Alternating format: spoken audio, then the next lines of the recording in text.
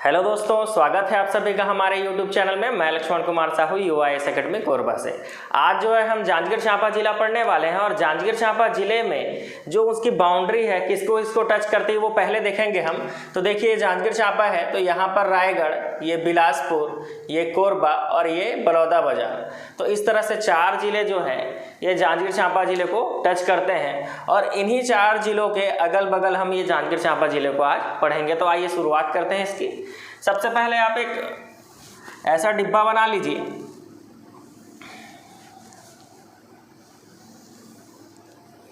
और ये हमारा जो है जांजगीर चांपा जिला है, ऐसा मान के चलते हैं ये जांजगीर चांपा जिला है। तो इस तरफ कौन सा जिला है? बिलासपुर है ना। अभी देख रहे हैं हम इस तरफ बिलासपुर है, इस तरफ रायगढ़, ऊपर में कौन सा जिला है? कोरबा और नीचे बलौदाबाजार। तो बिलासपुर से जांजगीर चांपा होते हुए रायगढ़ जो रोड जाती है, इस रोड का नंबर है नेशनल हाईवे नंबर 49। 49 नंबर की सड़क जो है वो बिलासपुर से रायगढ़ की ओर जाती है। और एक यहाँ पर बीच में पड़ेगा जांजगीर चांपा, और कोरबा से जो रोड जांजगीर चांपा के लिए आती है इस रोड का नंबर है नेशनल हाईवे नंबर 149B। तो ये 2 रोड आपको याद रखना है। बिलासपुर से जांजगीर चांपा होते हुए रायगढ़ जो रोड जाएगी उस रोड का नंबर NH49 है और इसी 49 नंबर की सड़क से जांजगीर चांपा से कोरबा कौन सी सड़क जाती है? 149B नामक सड़क जाती है। अब इस सड़क में जो रास्ते में जो जगह पढ़ेंगे वो देखते हैं। तो सबसे पहले गोपाल नगर पड़ेगा। कौन सा जगह पड़ेगा? गोपाल नगर। गोपाल नगर जो है वो मुलमुला थाना के अंतर्गत आता है। तो अगला देखेंगे हम मुलमुला। उसके बाद कोटमी सुनार, कोटमी सुनार के बाद अकलतरा, अकलतरा के बाद कोटगढ़, फिर कापन, फिर नैला। तो इतने जगहों को पहले देखेंगे। फिर जांजगीर चांपा, फिर क्रॉस करेंगे अपन सारा गांव, उसके बाद बाराद्वार, फिर शक्ति। तो इतने जगह को पहले डिटेल करते हैं। तो सबसे पहले हमने क्या नाम लिया? गोपाल नगर। गोपाल नगर में रेमंड कंपनी द्वारा संचालित लफार्ज सीमेंट फैक्ट्री है। कौन सी सीमेंट फैक्ट्री है? लफार्ज। रेमंड कंपनी द्वारा संचालित लफार्ज सीमेंट फैक्ट्री। इसके बाद मुलमुला है। मुलमुला के बाद कोटमी सुनार। कोटमी सुनार जो है यहाँ मगरमच्छों का प्राकृतिक आवास है, बोलते हैं प्राकृतिक रूप से संरक्षण किया जाता है। किसका? मगरमच्छों का। क्रोकोडाइल पार्क है बोलते हैं। इसके बाद अकलतरा की जब हम बात करेंगे तो अकलतरा, अकलतरा जैसे ही आप सुने तो आपके दिमाग में एक नाम आना चाहिए जिसका नाम है बैरिस्टर छेदीलाल। बैरिस्टर छेदीलाल जो है वो अकलतरा से थे। ये छत्तीसगढ़ से संविधान सभा के सदस्य थे। जब संविधान बन रहा था तो छत्तीसगढ़ से 6 लोग गए थे। उन 6 में से एक बैरिस्टर छेदीलाल थे जो कहाँ से थे? अकलतरा से थे। और ये भी इनका भी योगदान रहा संविधान बनाने में। अकलतरा के बाद हम पढ़ेंगे कोटगढ़। कोटगढ़ छत्तीसगढ़ में से एक है। देखिए हमारे छत्तीसगढ़ का नाम क्या है? छत्तीसगढ़। छत्तीसगढ़ मतलब 36 ठो गढ़ है यहाँ पर, और उस 36 में से एक गढ़ जो है वो है कोटगढ़। उसके बाद कापन। Kapan industrial area. कापन क्या है? Industrial area. उसके बाद नैला। नैला में जो है जांजगीर का रेलवे स्टेशन। नैला में क्या है? जांजगीर का रेलवे स्टेशन है। इसके बाद जांजगीर, फिर चांपा। देखिए यहाँ से एक चीज़ देखना है यहाँ पर हमको कि इधर से जो हसदेव नदी आ रही है, कौन सी नदी? हसदेव नदी। वो जांजगीर और चांपा के बीचों बीच बहती है हसदेव नदी, इस तरह से। ये कौन सी नदी है? हसदेव नदी। और हसदेव नदी की कुल लंबाई कितनी है? 176 किलोमीटर। और इस तरफ जांजगीर और एक तरफ चांपा है, मिलाकर क्या बोलते हैं? जांजगीर चांपा।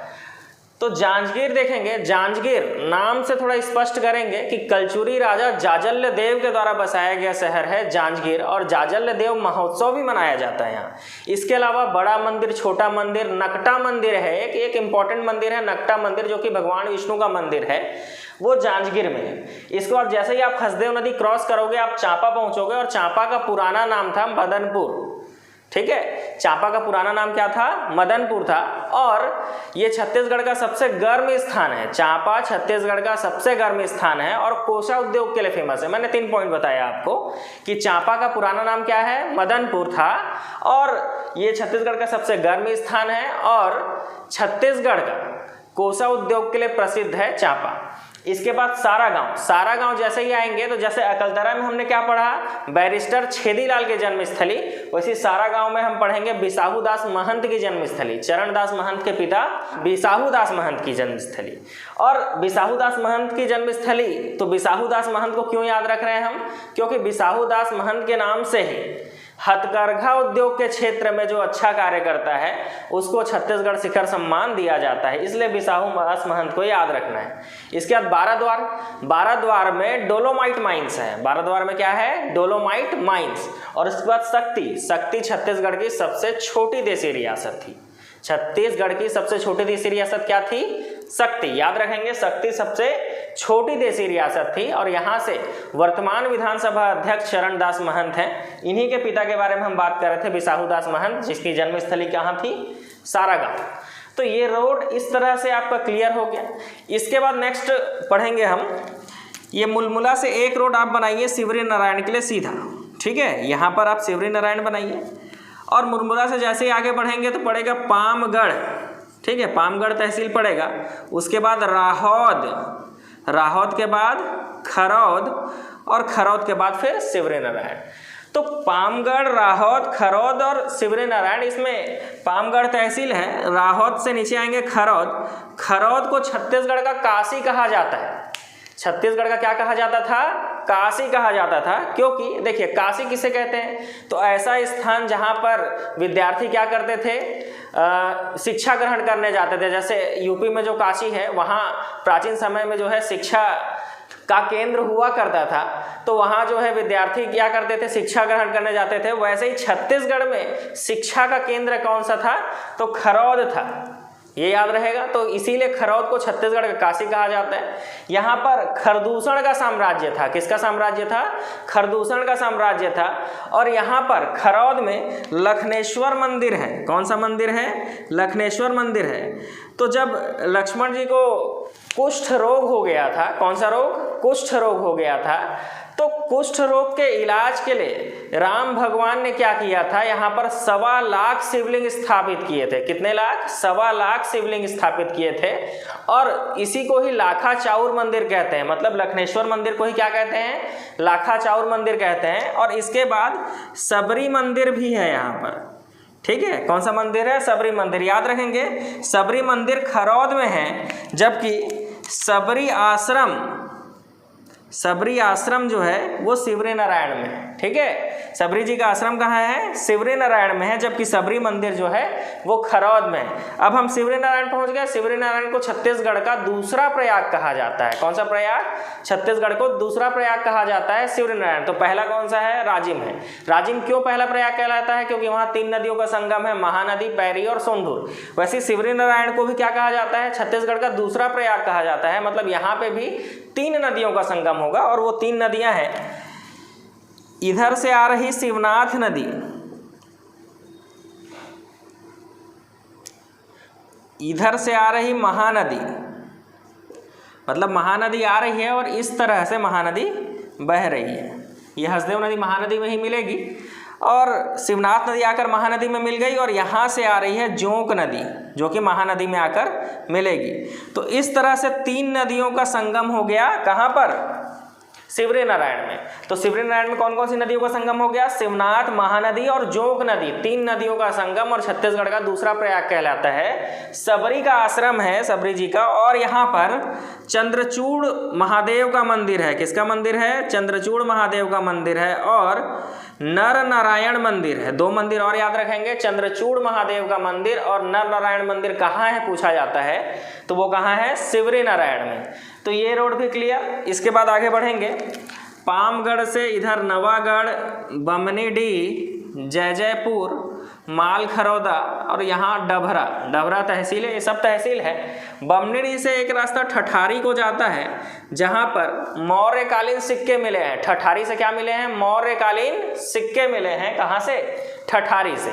इसके बाद हम देखेंगे कोरबा से एक रोड शक्ति, जिसके रास्ते में पड़ेगा गुंजी। कौन सा जगह पड़ेगा, गुंजी जगह पड़ेगा। गुंजी को ऋषभदेव तीर्थ के नाम से जाना जाता है। और यही गुंजी में दमऊ दरहा का मेला लगता है। किसका मेला लगता है? दमऊ दरहा का। और सातवाहन कालीन अभिलेख मिले हैं गुंजी से। इसके बाद तुर्री धाम है। तुर्री धाम के बाद शक्ति। शक्ति सबसे छोटी देसी रियासत और चरणदास महंत वर्तमान विधानसभा अध्यक्ष यहीं से हैं। शक्ति के बाद एक रोड चंदरपुर जाती है। कहाँ जाती है? चंदरपुर जाती है। और यहाँ पर देखेंगे चंदरपुर में भी 3 नदियों का संगम है, महानदी, मांड और लात नदी। देखिए यहाँ पर हमने क्या देखा था? शिवरी नारायण में शिवनाथ, महानदी और जोक नदियों का संगम था। वैसे चंदरपुर में इस तरफ से आ रही मांड नदी और इधर से आ रही लात नदी, मतलब मांड नदी, महानदी, ये वाली कौन सी नदी है? महानदी है। और ये लात नदी, 3 नदियों का संगम है चंदरपुर में। तो देखते हैं, सबसे पहले जैसे ही आप शक्ति से आगे बढ़ेंगे पहले पड़ेगा अड़भार। अड़भार जो है अष्टभुजी, कलचुरी कालीन अष्टभुजी माता का मंदिर जो है वो अड़भार में है। उसके बाद डभरा, डभरा तहसील है। इसके बाद किरारी, याद रखेंगे ये कौन सा पॉइंट है? किरारी। और किरारी का काष्ठ स्तंभ बहुत ही इंपॉर्टेंट है, क्योंकि पहली बात ये किरारी का काष्ठ स्तंभ क्यों याद करना है? तो तालाब से मिला लकड़ी का एक स्तंभ है जिसमें 18 प्रशासन का उल्लेख है। और ये स्तंभ जो है सातवाहन कालीन है। कौन से काल का है? सातवाहन कालीन है। इसीलिए ये इंपॉर्टेंट हो जाता है किरारी का काष्ठ स्तंभ। इसको वर्तमान में गुरु घासीदास संग्रहालय रायपुर में रखा गया है। तो किरारी का काष्ठ स्तंभ जिसमें कितने प्रकार के प्रशासनों का उल्लेख है? 18। और इसको वर्तमान में कहाँ रखा गया है? गुरु घासीदास संग्रहालय रायपुर में रखा गया है। इसके बाद चंदरपुर। चंदरपुर में 3 नदियों का संगम है, महानदी, मांड और लात नदी। चंदरपुर में 3 नदियों का संगम है, महानदी, मांड और लात नदी। चंदरपुर कोसा उद्योग के लिए प्रसिद्ध है। इसके अलावा 2 मंदिर आपको यहाँ याद रखने हैं, एक चंद्रहासिनी माता का मंदिर और दूसरा नाथल दाई का मंदिर।